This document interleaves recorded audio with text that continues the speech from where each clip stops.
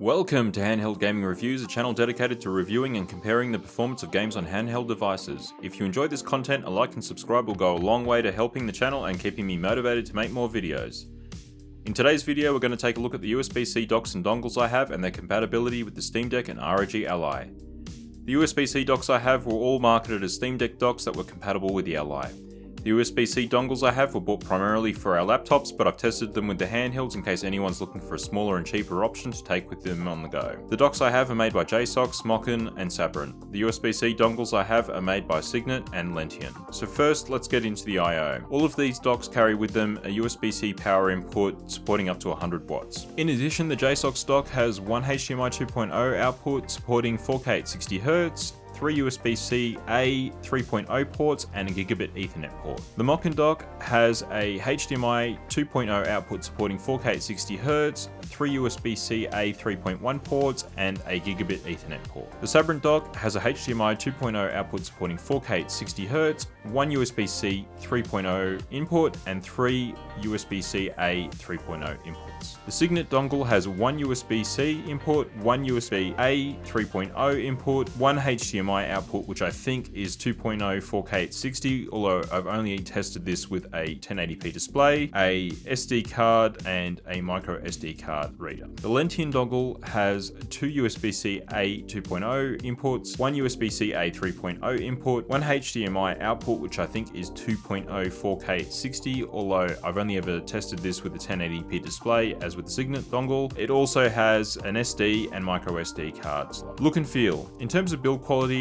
all these docks are good. The aluminium design of the JSOX dock does give it a more premium feel, but on the whole, I don't think you'd be disappointed with the quality of any of these docks. Controller compatibility. Across the board, the 8BitDo controller works with both the Ally and the Deck, whereas the Xbox controller only really seems to work with the Ally. I'm sure there's a driver or patch that can be installed for the Steam Deck to get the Xbox controller working correctly. I'm definitely putting this down to Steam Deck compatibility and not the docks themselves. The 8BitDo controller is a little buggy on the Ally using the Sabrent and JSOX docks. It does work, but I found I need to plug or unplug the dongle and switch the controller mode switch on the back of the controller from time to time to get it to sync properly. This could be more an issue with the Ally's software or firmware than an issue with the docks themselves. I will say the 8BitDo controller does not seem to work at all with the Signet USB-C dongle. Screen compatibility. I'm throwing this one in here as I've noticed something strange happening over the past few weeks using the ROG Ally with the JSOX and Sabrent docks. They would only work with my Acer monitor with the USB capture card plugged in. I've tested these docks with other monitors and TVs and they work fine. I'm putting this down to the Ally trying to output VRR and my Acer monitor having issues with that. I've had similar issues with this Acer monitor and my laptop doing the same thing. The reason I'm mentioning this is if you're having issues with the Ally docked and a PC monitor, you may have some luck turning VRR or FreeSync off on the Ally's settings. I didn't test this myself as I didn't want to mess with the VRR settings just before traveling again, as they work great in a handheld mode. Individual dock review. The JSOX dock is one I have mixed feelings about. It's one of the more popular brands you'll see being reviewed by YouTubers, and for the Steam Deck, I have no complaints.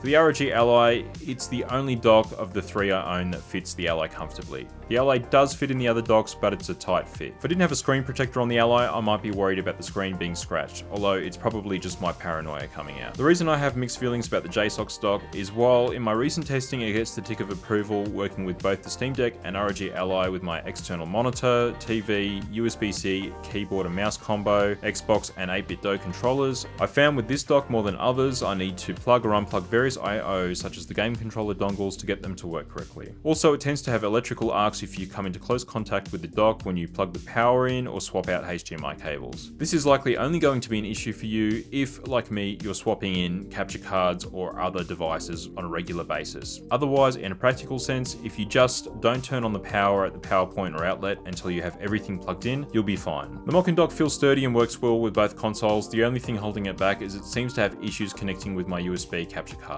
If you're not intending to screen capture from your handheld, this shouldn't be an issue. The Sabrent dock works well with the Steam Deck and well enough with the ROG Ally. Its only shortcoming with the Ally is the compatibility with the 8BitDo controller. It works fine most of the time, but every now and then I find I've needed to plug or unplug the USB dongle to get the controller to work. In fairness, this is just as or more likely an ROG Ally software firmware issue than it is an issue with the dock itself. USB-C dongles. I've lumped the USB-C dongles into one here to wrap things up. The Signet dongle had an issue with the 8BitDo controller and the Ally, and only having a single USB-A port is a drawback if you intend to have a controller and USB, keyboard keyboard and mouse combo plugged in at the same time. If you're going down this route, I'd suggest the Lentian dongle. It's literally just a cheap Amazon USB-C dongle that I think I paid around $30 for. These dongles are a good way to go if you're worried about space, weight, and don't want to spend too much. The one thing I will say is you may want to consider some sort of right angle adapter so the cable isn't putting unnecessary pressure on your Ally or DeX USB-C input. So in conclusion, which dock do I use the most? When I travel, I tend to gravitate more towards the Mockin dock.